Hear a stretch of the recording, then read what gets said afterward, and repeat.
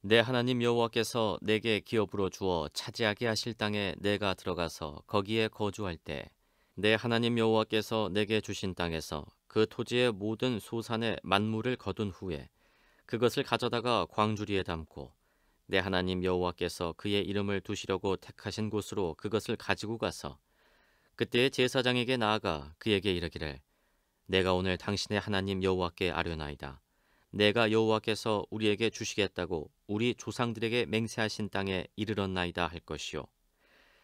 제사장은 내 손에서 그 광주리를 받아서 내 하나님 여호와의 제단 앞에 놓을 것이며 너는 또 내 하나님 여호와 앞에 아뢰기를 내 조상은 방랑하는 아람 사람으로서 애굽에 내려가 거기에서 소수로 거류하였더니 거기에서 크고 강하고 번성한 민족이 되었는데 애굽 사람이 우리를 학대하며 우리를 괴롭히며 우리에게 중노동을 시키므로 우리가 우리 조상의 하나님 여호와께 부르짖었더니 여호와께서 우리 음성을 들으시고 우리의 고통과 신고와 압제를 보시고 여호와께서 강한 손과 편팔과 큰 위엄과 이적과 기사로 우리를 애굽에서 인도하여 내시고 이곳으로 인도하사 이 땅 곧 젖과 꿀이 흐르는 땅을 주셨나이다.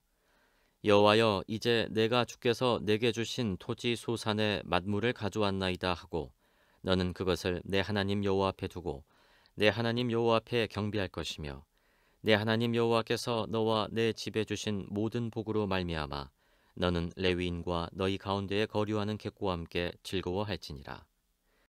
오늘 저희들 함께 보실 하나님 말씀은 신명기 26장 1절에서 11절입니다. 신명기 26장 1절에서 11절. 흔히 사람들은 오늘의 시대를 가리켜서 불신의 시대, 위기의 시대라고 합니다.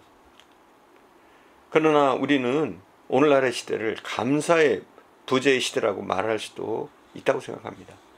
사실 기독교는 감사의 종교라고 할 수 있습니다. 감사를 가르치는 종교입니다.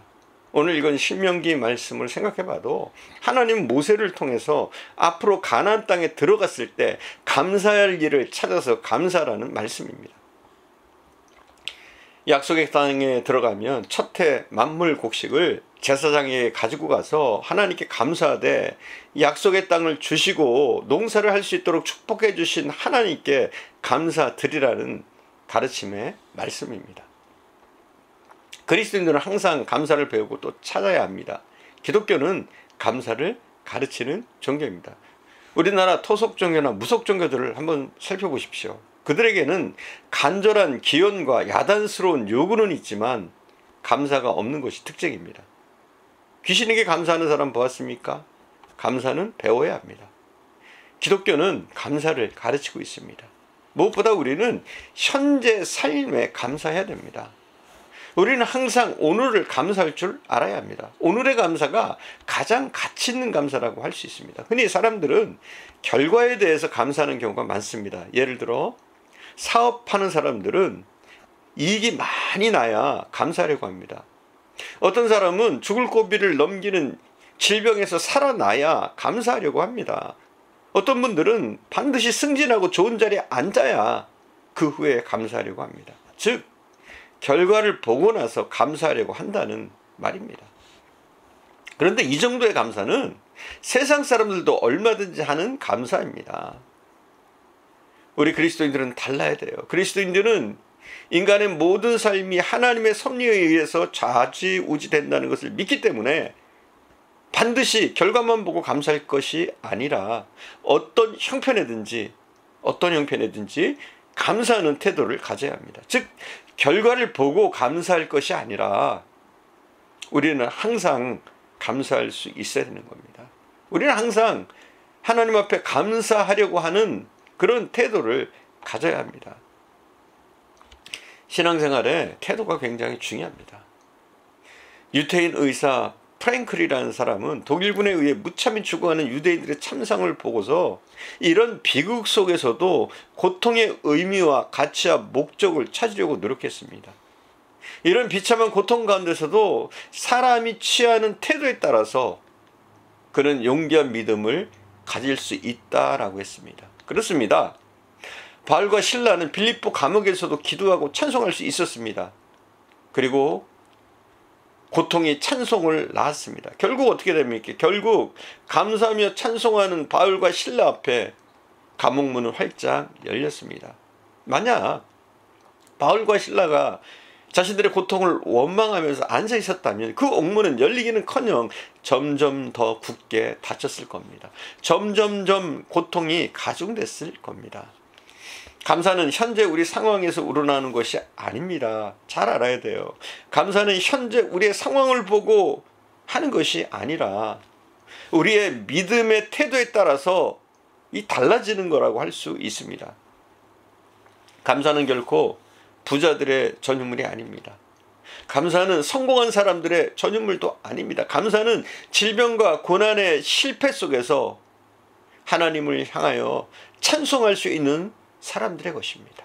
우리가 마음 먹으면 믿음의 눈을 열고 감사하기로 작정하면 하나님이 도우십니다. 그리고 감사할 거리들이 있습니다.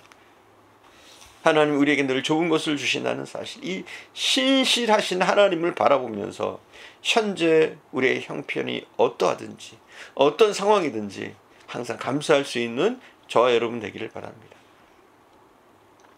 우리는 믿음으로 감사해야 합니다. 그리스도인들의 감사는 믿음의 감사라고 할 수 있습니다. 신명기 16장 15절 보면 그렇게 얘기하고 있어요. 복 주실 것을 인하여 너는 온전히 즐거워할지니라. 뭐라고요? 복 주실 것을 인하여 감사하라는 거예요. 복 주신 것이 아니라 아직 주시지 않았습니다. 그러나 온전히 즐거워하라는 거죠. 오늘 본문에서 말씀을 생각해 봅시다. 그들은 아직 광야에 머물러 있습니다. 아직 가나안에 들어간 게 아니에요. 그러나 하나님께서는 그들이 승리하고 가나안에 들어갔을 때 그것도 잘 정착한 다음 좋은 소출을 추수해서 만물곡식을 하나님의 제사장 앞에 가져다 놓을 것을 소망하며 믿으면서 하나님께 감사하라는 말씀입니다.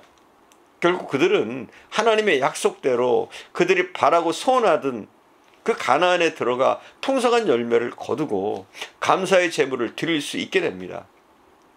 현재는 힘들어도 믿음으로 소망하면 감사하면 이루어지는 겁니다. 바울 사도도 비슷한 고백을 했습니다. 생각컨대 현재 고난은 장차 우리에게 나타날 영광과 좋게 비교할 수 없도다. 잘 아는 말씀입니다. 현재 고난 어마어마해 보입니다. 그러나 이 고난, 이 시련, 특별히 믿음의 시련과 고난은 하나님이 장차 우리에게 주실 그 영광과는 비교할 수조차도 없는 겁니다. 그리스도인들은 하나님께 믿음의 감사를 드려야 합니다. 저는 그렇게 믿습니다. 우리가 하나님께 감사드리는 것은 하나님을 인정하는 신앙입니다. 만약 하나님의 축복을 받고서도 하나님께 감사하지 않는다면 하나님을 인정하지 않는 무지에 빠지는 겁니다. 바울은 로마서 1장 21절에서 하나님을 하나님으로 인정치 않는 것을 죄라고까지 말씀합니다. 그렇다면 하나님께 감사치 않는 것은 하나님을 인정치 않는 것이 되고, 하나님을 인정치 않는 것은 죄가 되고, 죄가 있는 곳에 하나님의 영광과 축복이 이르지 못하는 결과를 가져오는 겁니다. 그만큼 감사하는 신앙은 중요한 것입니다. 우리는 더 감사하는 사람들이 되어야 합니다. 어두운 밤에 저 하늘에 반짝이는 별빛을 보고 감사하는 사람에게 하나님은 달빛을 주신다고 했습니다.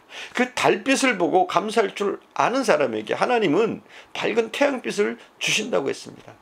그 태양빛을 보고 감사할 줄 아는 사람에게 하나님은 그 태양보다 더 밝은 영원한 빛, 하늘의 의의 빛을 주신다고 했습니다. 감사에는 반드시 하나님의 축복이 따르는 법입니다. 우리는 어떤 상황 가운데서 이제부터는 더욱더 감사할 수 있는 사람이 되기를 바랍니다.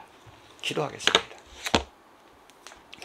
사랑하는 주님, 우리가 하나님 앞에 더욱더 감사할 수 있는 사람들이 되어지게 하옵소서.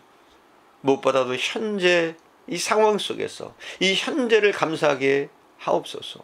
지금 현재 나에게 주신 것, 지금 현재를 통해서 이루실 것을 바라보면서 감사할 수 있게 하옵소서. 오직 우리가 결과를 본 다음에 무엇인가 성취하고 무엇인가 얻은 다음에 감사하는 것이 아니라, 비록 지금은 넉넉지 못해도 부족해도 하나님을 신실하게 믿기 때문에 오늘의 이 현장에서도 감사할 수 있는 저희들 되어지게 하옵소서. 사랑하는 주님, 우리가 또 감사할 것은 미래에 하나님이 이루실 것을 바라보면서 감사할 수 있도록 은혜를 내려주시옵소서. 복 주신 것이 아니라 복 주실 것을 인하여 감사할 수 있는 진정한 믿음의 승리자들이 되어지게 하옵소서. 고통 가운데서 바울과 실라가 기도할 때 옥문이 열린 것처럼 우리가 현재 상황을 넘어서 기도할 때 놀라운 승리가 우리에게도 있게 하옵소서. 함께 하실 줄 믿사옵고 우리 구주 예수님의 이름으로 기도드립니다. 아멘.